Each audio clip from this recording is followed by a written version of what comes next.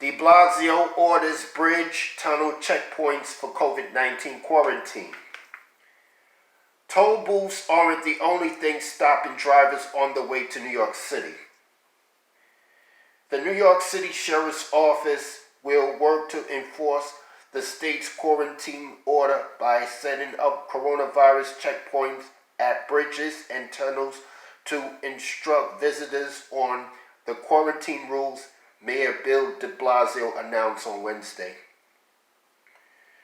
Officers will randomly stop cars to educate travelers on quarantine requirements, which mandates that outside travelers quarantine for 14 days regardless of infection status. And on Thursday, teams from the city's test and trace corps will be at Penn Station and the Port Authority bus terminal to ensure that travelers fill out contact forms. Visitors from one of the 35 states on Governor Andrew Cuomo's travel advisory list breaking quarantine rules can face fines up to $10,000, the mayor said. They'll travelers be reminded that failure to quarantine is a violation of state law and it comes with serious penalties. This is serious stuff and it's time for everyone to realize it, de Blasio said.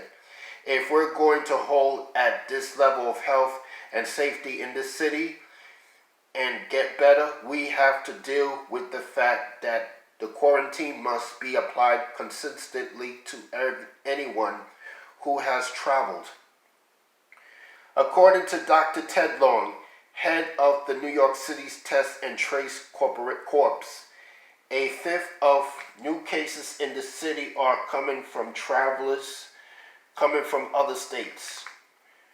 Travelers in mandatory quarantine will be provided with food delivery, medication delivery, direct access to doctors, and in some cases free hotel lodging. On August 2nd, 66 people were admitted to a New York City public hospital with positive COVID-19. 286 people were admitted to a public hospital intensive care unit, and 2% of New York City residents getting tested for the virus are testing positive, according to City Hall. Since June 10th, de Blasio noted New York City's COVID-19 infection rate has held under 3%.